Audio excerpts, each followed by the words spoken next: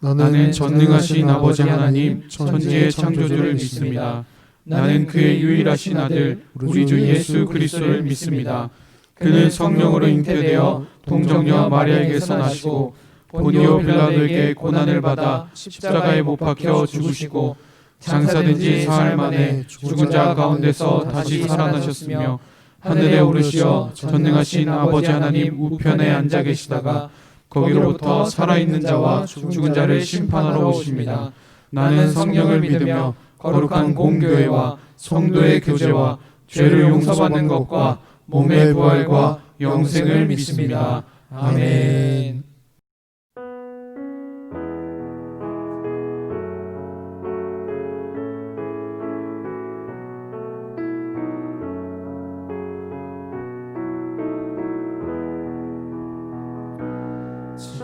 진정한 예배가 숨쉬는 교회 주님이 주인 되시는 교회 믿음의 기도가 쌓이는 교회 최고의 찬양을 드리는 교회 말씀이 살아 움직이는 교회 성도의 사랑이 넘치는 교회 섬김과 헌신이 기쁨이 되어 열매 맺는 아름다운 교회 주님의 마음 닮아서 이웃을 사랑하는 교회 주님의 영광을 위해서 빛 대신 주님 전하는 교회 진정한 예배가 숨쉬는 교회 주님이 주인 되시는 교회 믿음의 기도가 쌓이는 교회 최고의 찬양을 드리는 교회 말씀이 살아 움직이는 교회 성도의 사랑이 넘치는 교회 섬김과 헌신이 기쁨이 되어 열매 맺는 아름다운 교회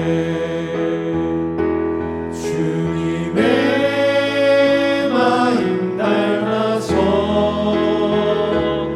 이웃을 사랑하는 교회 주님의 영광을 위해서 빛 대신 주님 전하는 교회 주님의 마음 닮아서 주님의 마음 닮아서 이웃을 사랑하는 교회 주님의 영광을 위해서 빛 대신 주님 전하는 교회 사랑의 불꽃이 활짝 피어나 날마다 사랑에 빠지는 교회 주께서 사랑하는 우리 교회가 이런 교회 되게 하소서.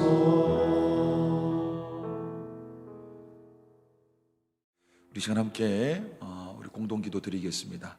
우리 화면을 보시고 믿음으로 선포하며 기도합니다. 새일의 새벽 기도를 통해 일하실 주님을 기대하게 하소서. 세일의 새벽 기도를 통해 한 해의 마무리와 시작을 주님 앞에 엎드릴 수 있게 하소서. 많은 성도들과 다음 세대가 참여할 수 있도록 마음의 문을 열어 주소서. 지금부터 기도에 대한 마음을 끊임없이 부어주시고 21일을 결단할 수 있는 믿음을 허락하소서. 많은 성도들과 가정이 주님께 기도할 수 있도록 건강과 안전을 지켜주시며 은혜의 자리를 놓치지 않고 끝까지 승리하게 하소서. 두 날개의 세일의 새벽 기도회를 통해 우리 교회의 기도의 불이 뜨겁게 타오르게 하소서. 말씀을 선포하시는 담임 목사님의 영육을 강건하게 하시고 성령의 기름 부으심과 은혜가 넘치게 하소서. 선포되는 말씀을 나에게 주시는 말씀으로 받아 삶 속에 100배로 열매 맺게 하소서. 세일의 새벽 기도회 예배팀과 함께 하셔서 지치지 않게 하시고 성령의 임재가 가득하게 하소서. 세일의 새벽 기도회를 통해 모두가 성령의 뜨거운 임재를 경험하게 하소서. 세일의 새벽 기도회를 통해 모든 성도들이 살아계신 하나님, 크게 역사하시는 하나님을 만나게 하소서. 두 날개의 세일의 새벽 기도회에 기도의 불이 뜨겁게 타오르게 하소서. 주님의 교회인 모든 성도가 치유되고 회복되어 힘차게 일어나 모든 세대가 부흥을 경험하게 하소서. 복음의 절대 능력과 제자 삼는 세계 비전으로 우리 교회가 더욱 두 날개로 날아오르는 건강한 교회가 되게 하소서. 하나님께서 주신 사명과 비전을 발견하고 반드시 이루게 하소서. 같은 말, 같은 마음, 같은 뜻으로 하나 되어 같은 열매를 풍성히 맺게 하소서. 2021 두 날개 국제 컨퍼런스에 우리 성도들이 많이 참석하여 큰 은혜와 변화를 받아 더욱 건강한 교회로 부흥하게 하소서. 예수님의 이름으로 기도드립니다. 아멘. 오늘 함께 나눌 하나님의 말씀은 사사기 3장 12절에서 22절입니다. 사사기 3장 12절에서 22절 우리 한 목소리로 합독하겠습니다. 이스라엘 자손이 또 여호와의 목전에 악을 행하니라. 이스라엘 자손이 여호와의 목전에 악을 행함으로 여호와께서 모압 왕 에글론을 강성하게 하사 그들을 대적하게 하시매 에글론이 암몬과 아말렉 자손들을 모아가지고 와서 이스라엘을 쳐서 종려나무 성읍을 점령한지라. 이에 이스라엘 자손이 모압 왕 에글론을 18해 동안 섬기니라. 이스라엘 자손이 여호와께 부르짖음에 여호와께서 그들을 위하여 한 구원자를 세우셨으니 그는 곧 베냐민 사람 게라의 아들 왼손잡이 에웃이라. 이스라엘 자손이 그를 통하여 모압 왕 에글론에게 공문을 바칠 때에 에옷이 길이가 한 규빗 되는 좌우의 날선 칼을 만들어 그의 오른쪽 허벅지 옷 속에 차고 공물을 모압 왕 에글론에게 바쳤는데 에글론은 매우 비둔한 자였더라. 에옷이 공물을 바치기를 마친 후에 공물을 메고 온 자들을 보내고 자기는 길갈 근처 돌 뜨는 곳에서부터 돌아와서 이르되 왕이여 내가 은밀한 일을 왕에게 아뢰려 하나이다 하니 왕이 명령하여 조용히 하라 하매 모셔 선 자들이 다 물러간지라. 에옷이 그에게로 돌아가니 왕은 서늘한 다락방에 홀로 앉아있는 중이라. 에옷이 이르되 내가 하나님의 명령을 받들어 왕에게 아랠 일이 있나이다 하매 왕이 그의 좌석에서 일어나니 에옷이 왼손을 뻗어 그의 오른쪽 허벅지 위에서 칼을 빼어 왕의 몸을 찌르매 칼자루가 나를 따라 들어가서 그 끝이 등 뒤까지 나갔고 그가 칼을 그의 몸에서 빼지 아니하였으므로 기름이 칼날에 엉켰더라. 아멘. 오늘은 지난주에 이어서 사사기 3장 말씀을 함께 살펴보며 하나님께서 우리에게 말씀하고자 하는 것이 무엇인지 이렇게 알아보길 원합니다. 오늘 본문 말씀을 보니 12절에서는 이렇게 이야기하고 있습니다. 이스라엘 자손이 또 여호와의 목전에 악을 행하니라. 이스라엘이 하나님의 뜻을 쫓고 하나님의 백성으로 살아가도록 이끌었던 영적 지도자였던 첫 번째 사사 온네일이 죽자 이스라엘 백성들은 다시금 하나님 앞에 죄를 짓기 시작합니다. 여호와 하나님께서 우리와 함께 하신다는 것을 그들은 까맣게 잊어버리고 다시 여호와의 목전에 죄를 범하며 하나님께서 원하시지 않는 일들을 막 행하기 시작합니다. 하나님이 아닌 다른 존재에 의지하려는 그 좋지 않은 습관이 다시금 불쑥 튀어나와서 그들은 우상들을 만들고 그들에게 절하며 복받기를 소원했습니다. 하나님께서는 그 이스라엘 백성들이 이전과 같이 자기 자신을 자신의 손으로 우상에게 팔아 넘기는 모습을 그냥 보고만 계실 수가 없었습니다. 그래서 하나님께서는 모압 왕 에글론이라는 사람을 강하게 만들어 그 이스라엘을 억압하게 하십니다. 그렇게 하나님이 강성하게 한 모압 왕 에글론은 암몬 자손들과 아말렉 자손들과 연합하여서 그 이스라엘 땅을 쳐들어갑니다. 그리고 그 이스라엘의 성읍을 점령해 버립니다. 이스라엘 백성들은 이제 다시 자유롭지 못하게 되었습니다. 평안을 누리던 40년의 시간은 끝이 나고 구산 리사다임이 자신들을 억압했던 시대와 같이 이제는 모압 왕 에글론에 의해 억압받으며 무려 18해의 시간을 살아가게 됩니다. 구산 리사다임이 이스라엘을 억압할 때는 이스라엘이 8년 만에 하나님을 기억해내고 하나님을 찾습니다. 하나님께 부르짖죠. 그런데 이번에는 그들이 하나님께 부르짖기까지 무려 18해나 걸렸습니다. 참 오래 걸리긴 했어도 어찌됐든 그 이스라엘이 여호와 하나님을 기억해내고 하나님께 부르짖기 시작했습니다. 그래서 하나님께서 어떤 반응을 보이셨을까요? 내가 한 번 속지 두 번 속겠냐? 하셨을까요? 그렇지 않습니다. 하나님께서는 온니엘이 사사로 있을 때에 그 이스라엘에게 한번 속아보고도 하나님께서는 다시 그들을 구원하기로 마음먹으십니다. 그리고 그들 가운데에 한 구원자를 세워주시는데 바로 그가 이스라엘의 두 번째 사사 에훗이었습니다. 본문 15절에서는 이 에훗이라는 사람에 대해 이렇게 설명합니다. 그는 곧 베냐민 사람 게라의 아들 왼손잡이 에훗이라. 성경은 에훗을 베냐민 사람 게라의 아들 왼손잡이라는 세 가지 타이틀로 그를 설명하고 있습니다. 이스라엘의 두 번째 사사로 부름받은 이 에훗은 먼저 베냐민 지파의 사람이었습니다. 사랑하는 성도님들, 이 12지파에 대해서 한번 들어본 적이 있으실 거라고 생각합니다. 아브라함의 손자였던 야곱이 낳은 13명의 자녀 중에 막내딸인 디나를 제외한 12명의 아들들이 각각 족장으로 있었던 12가문, 12지파. 이렇게 야곱의 아들들이 12지파의 족장이 되었는데 이 베냐민 지파는 그 야곱의 12아들 중 막내 아들인 베냐민이란 사람이 족장으로 있었던, 그리고 다른 지파보다도 유독 작았던 그런 지파가 바로 이 베냐민 지파입니다. 에훗은 수많은 지파 12지파 중에 가장 작은, 유독 작았던 그 베냐민 지파의 한 사람이었습니다. 두 번째로 성경은 에훗을 게라의 아들이라고 소개하고 있습니다. 에훗의 아버지는 게라라는 이름을 가진 사람이었습니다. 여러분 혹시 게라라는 이름을 가진 사람을 들어본 적이 있으십니까? 첫 번째 사사인 온니엘은 여호수아의 뒤를 이어서 그 이스라엘을 이끌었던 갈렙이란 사람의 아우 그나스, 그 그나스의 아들이라고 불렸지만 에훗에게는 그런 든든한 배경 따위는 없었습니다. 우리가 게라라는 이름을 들어본 적이 없는 것처럼 이 에훗은 별로 내세울 것이 없는 집안의 사람이었습니다.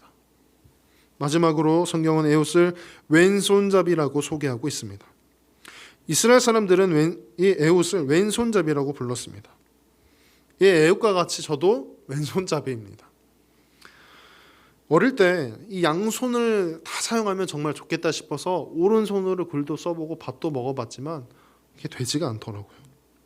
제가 어릴 적에 명절에 돼서 큰 집에 가게 되면 어른들이 꼭 이제 저를 보고선 한마디 하시곤 했습니다. 그리고 또 저희 아버지께서도 웬만하면 그 오른손을 좀 써봐라, 오른손으로 밥도 좀 먹어봐라, 이렇게 말씀하시기도 했고, 심지어 제가 초등학생 때 한 선생님께서는 저보러 왼손으로 글을 쓰지 말고 오른손으로 글을 쓰라고 연습을 시킨 적이 있습니다. 자, 21세기를 살아가는 저도 왼손잡이를 그리 좋게 보지 않는 이 사회적 시선을 느끼면서 살아왔는데, 이 고대 근동사회에서의 그 시선과 편견은 어떠했을까요? 더하면 더했지 아마 없지 않았을 것이라고 생각됩니다. 심지어 이 베냐민 지파의 족장인 베냐민이란 이름의 뜻은 오른손의 아들이었으니 말은 다한 것입니다. 그렇게 사람들은 에웃을 왼손잡이라고 불렀습니다. 이처럼 에웃은 당시 왼손을 사용한다는 이유 하나만으로 이 고대 근동사회에서 충분히 차별받을 수 있던 사람이었습니다. 그리고 에웃이 등장한 때는 아주 비참한 시절이었습니다.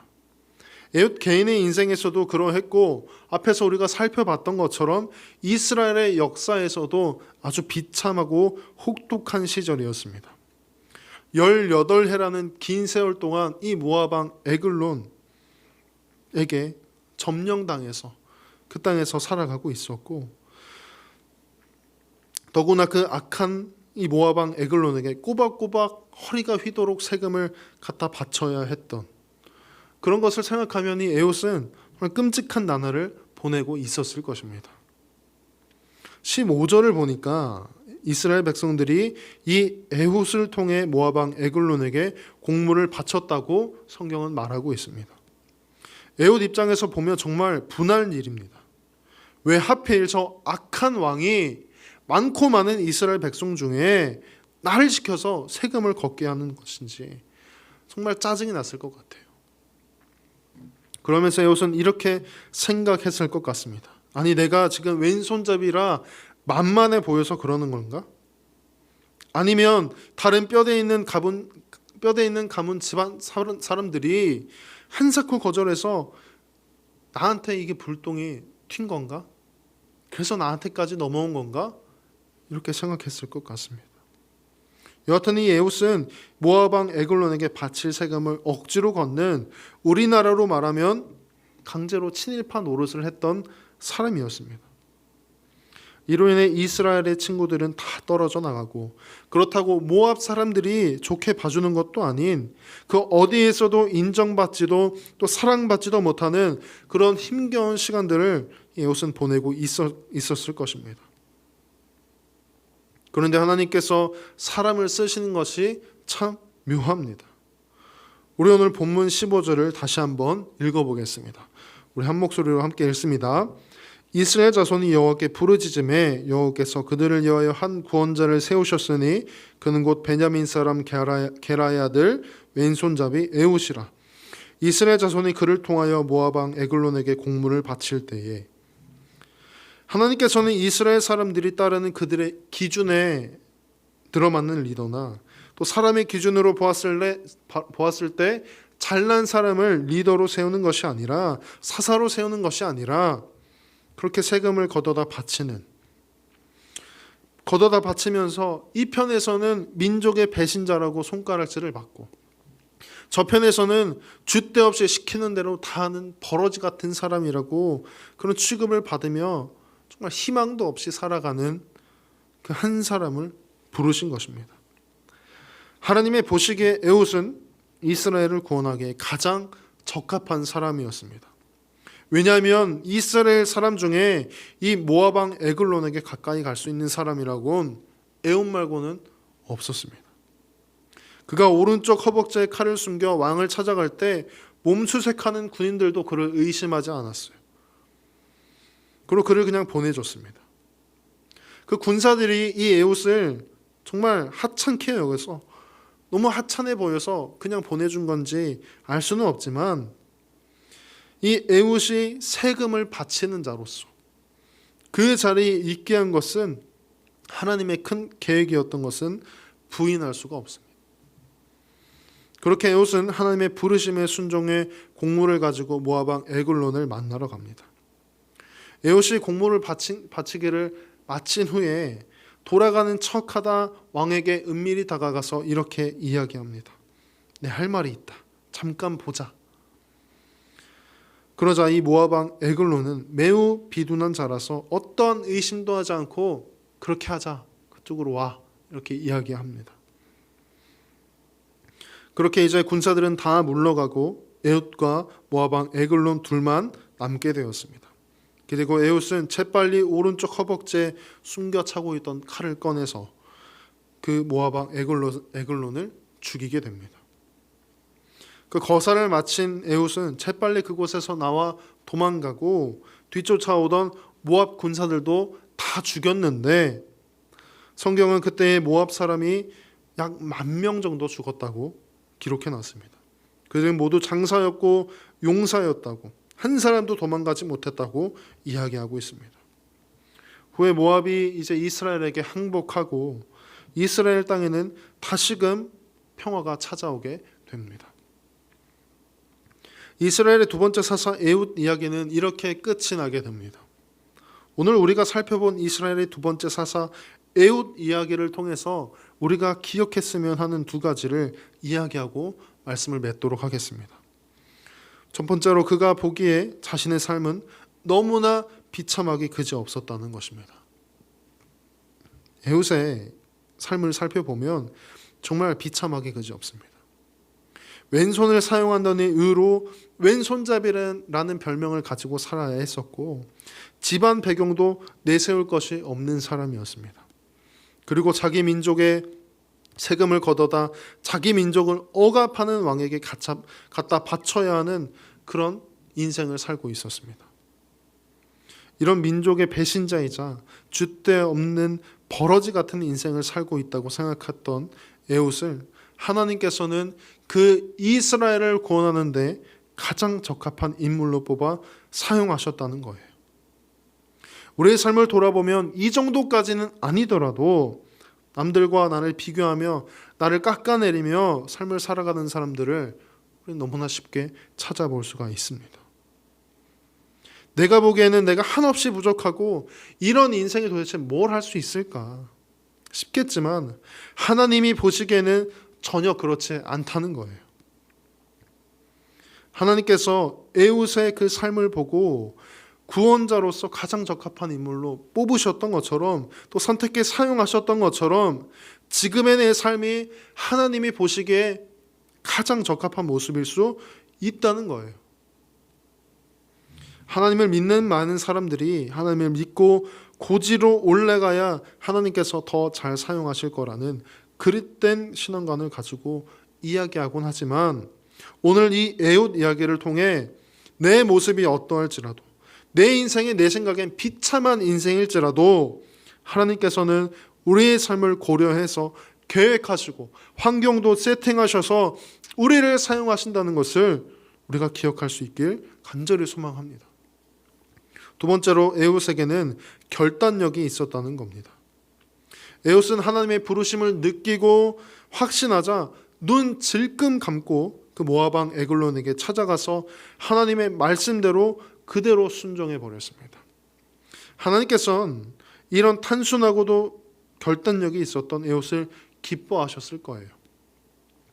하나님께서 우리에게 확신을 주실 때 우리는 결단할 수 있어야만 합니다. 눈 딱 감고 순종하는 삶을 우리는 살아가야 합니다. 물론 하나님과의 친밀한 교제가 우선되어야겠지만 우리가 교회에 나와서 말씀을 듣고 또 하나님께 나의 고민과 문제를 들고 나가 기도할 때에 하나님께서 나에게 마음을 주시고 말씀하시면 그때는 에훗과 같이 우리가 결단하고 행동으로 옮겨야만 합니다. 사랑하는 성도 여러분, 우리에게 이 에훗과 같은 강한 결단력이 있게 되길 간절히 소망합니다. 하나님께서 에훗을 통해 위대한 일을 하셨던 것처럼 그래서 그 땅에 80년간의 평화가 다시금 도래했던 것처럼 사랑하는 우리 성도님들 한 분 한 분을 통해 하나님의 놀라운 일들이 이루어지고 여러분들이 속한 공동체와 주변인에게도 하나님의 평화가 흘러가 함께 그 평안을 누릴 수 있게 되기를 간절히 소망합니다. 이 시간 오늘 말씀을 기억하며 함께 찬양하고 기도하겠습니다.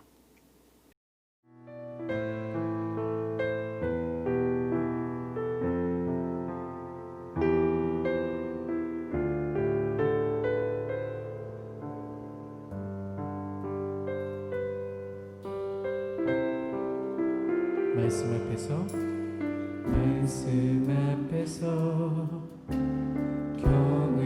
경외함으로 주께 홀로 섭니다. 생명의 말씀 읽고 순종해 주를 예배합니다. 말씀 앞에서 경외함으로 주께 홀로 섭니다. 생명의 말씀 읽고 순종해 주를 예배합니다. 기록된 말씀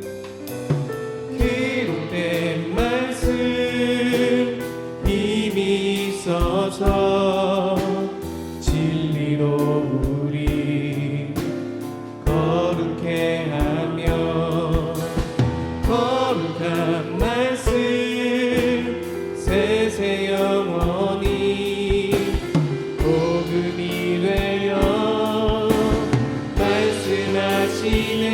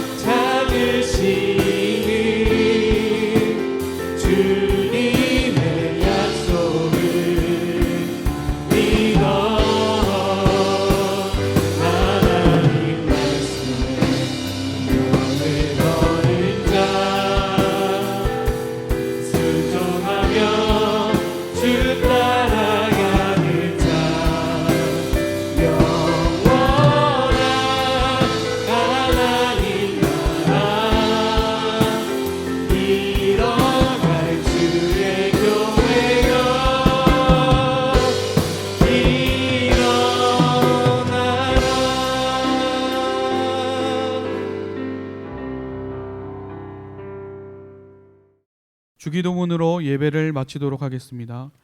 하늘에 계신 우리 아버지, 아버지의 이름을 거룩하게 하시며 아버지의 나라가 오게 하시며 아버지의 뜻이 하늘에서와 같이 땅에서도 이루어지게 하소서. 오늘 우리에게 일용할 양식을 주시고 우리가 우리에게 잘못한 사람을 용서하여 준 것 같이 우리 죄를 용서하여 주시고 우리를 시험에 빠지지 않게 하시고 악에서 구하소서. 나라와 권능과 영광이 영원히 아버지의 것입니다. 아멘.